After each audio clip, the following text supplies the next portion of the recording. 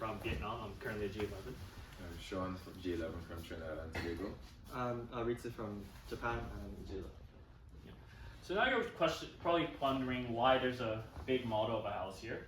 So as Dr. Rubin said, we want something more Japanese on campus because we're in Japan, right? We have really good infrastructure. We have 5 buildings that has world-class education facility. But we're in Japan.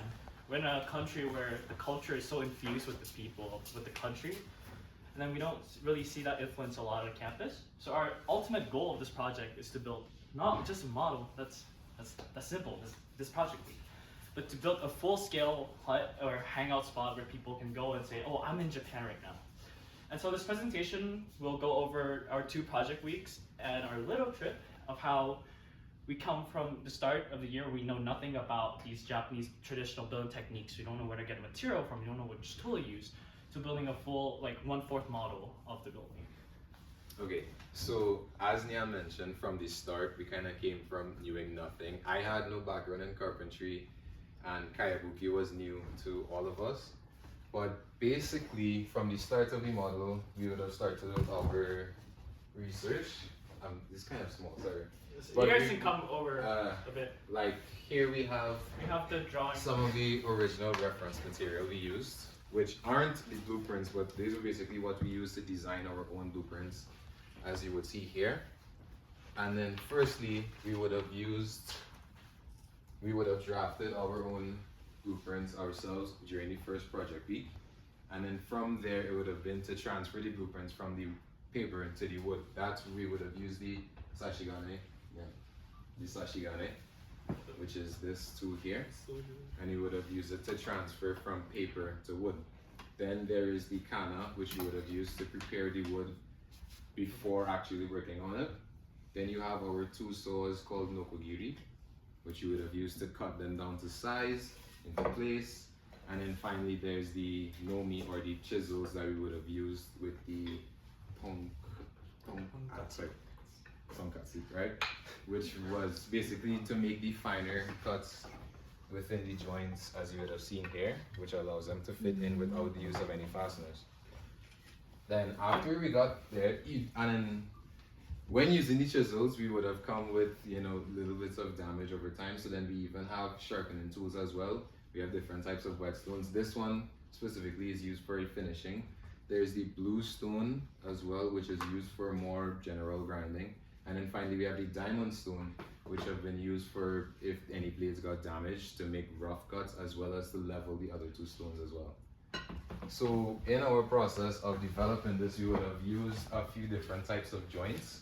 There's the dovetail joint you would see here, as well as there's another version up here. And basically this is just used to join 2 different types of beams together here, and then as well as to join the rafters together going along the building. Then we have these corner joints here used to join 3 beams together. We'd find 1, 2, 3. And then lastly, we have this cross joint here going between our main part of the structure called the daikokubashira. The daikokubashira, right? And then the horizontal beams would have been called the hari, and then the vertical ones have been just called the hashira. And then generally over the first project week, we would have designed the base model, and then from there we would have worked to then go towards the roof. Okay, so now that we have a general understanding of how to develop the Japanese carpentry, we now have to move on to the roof. But as we had no understanding of the roof, we had to learn from some opportunities. And it's worth mentioning that Kayabuki is a declining technology. Basically, less and less houses are implementing to their houses. So we had to find a specific spot, which we found in Kyoto, called the Kayabuki no Sato, to learn how to do the thatching of the roof. So it was a 2-day workshop, and one of the first things we learned was how to harvest the kaya. So what kaya is basically those long pampas wheat that can be sourced locally, where the Kayabuki craftsman will craft the roof. And on the first day, we learned how to harvest the kaya using the kama, which is like a scythe. And then next we would tie them together to be a bundle so that they are left to be dried outdoors so that they're ready for kayabuki. And then the second day, we would learn how to use those prepared kaya to make a roof. Okay, so upon arrival to the campus, and it was now time to apply the skills to our model. And one of the first things we did was to actually get the kaya. We had to source the kaya from somewhere, and we got the kaya from the field back there in the school, because traditionally kaya would have been sourced locally. So we followed the tradition and we got the kaya. Then the second thing we would have done is to create those small bundles that are ready to be put on the roof and suitable for construction. Yes. And then now that we have the kaya ready, we would have this this bamboo framework that the kaya will be tied onto. And yes, and upon tying the bamboo to the framework of the roof, we would use a knot method called otokomusubi, which is a traditional Japanese knot that is known to be strong. And okay, so now that the bamboos are set in place, we can start laying the kaya bundles on the roof, right? Then to put them into place, we would have like those sandwich structures of bamboo. So they're like, those are visible on the surface, but there will be some beams inside that will be like tied together so that the kaya doesn't fall apart, and it's like it holds together. It holds itself together. Okay, and it's also it's also worth mentioning how the roof is consistent of like different layers. As you can see, like there's different colors, right? So what's causing this is that, first of all, in the first layer, in the innermost layer, we would use the strongest of the bundles so that we can withstand the load of what's on top. And then the second layer would be, we used wara for this process, and wara would ideally not be used for the surface because it's really like spreading and it doesn't really look that polished. So we use it to increase the volume of the roof so that it has a desired angle, which yeah. And then the outermost layer would be a kaya again, which is fine and polished.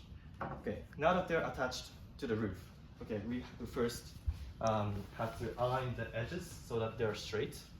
So we would use those apparatus called gangi, which is used to like press the kaya in so that they're straightened. And in the actual construction, it would look something like this. It would have been like 50 centimeters thick, but for our model, we kind of like miniaturized the apparatus.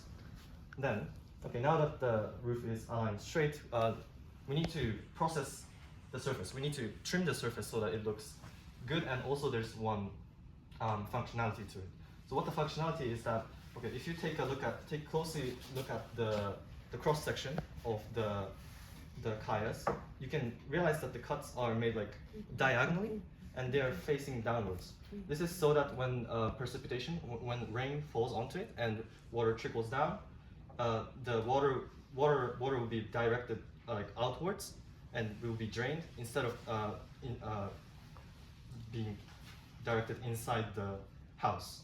So in order to prepare the surface, we would use this apparatus called kayabuki basami, and traditionally kayabuki artisans would have used this type of kayabuki basami, and the difference of what they have here and what we have is that the blades of the scissors aren't curved.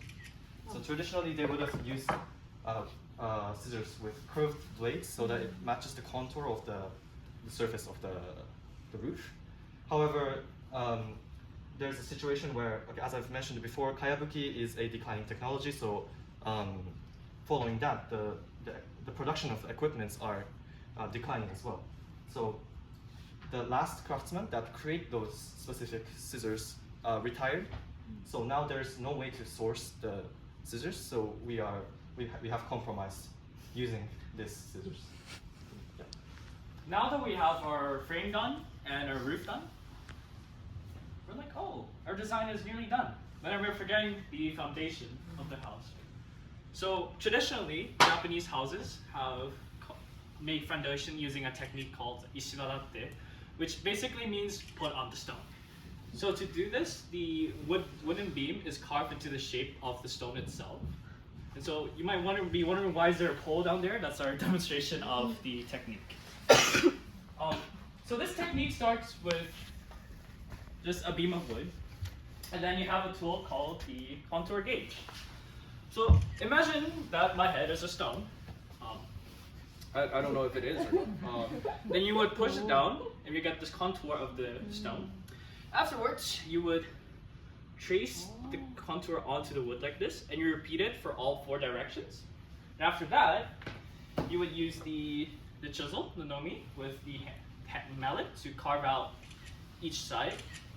And you might be wondering, oh, we're done now since we carved out 4 sides. But as the stone is a 3D object, it has depth in it. So to get the depth inside, we actually have to paint the rock with like a neon paint or like any paint. We have to put it on. And once we pull it out, we see, oh, these parts had paint. So it's preventing other parts of touching it. So you have to like continue to carve them out. And so after a lot of these like repeated cycles of carving, marking, carving again, we finally arrived at a pillar there. That pillar took us an actual day to make. And so after 2 project weeks and our Kyoto trip, we arrived at this model where we have our own original design of the frame. We have our own roof. We have following all the traditional Japanese techniques, as well as a good foundation for our house. We also made a poster, because building a house, you can't do it in 1 week, 2 weeks, or 3 weeks. It's a gradual process where a lot of people have to get involved. So just the 3 of us, it's impossible. So we have made a poster for anyone who might want to join us. And so that concludes our presentation from 0 to this. So you're welcome to walk around and see the exhibition, and feel free to ask any question to any of us and Dr. Ruben. Thank you. Thank you.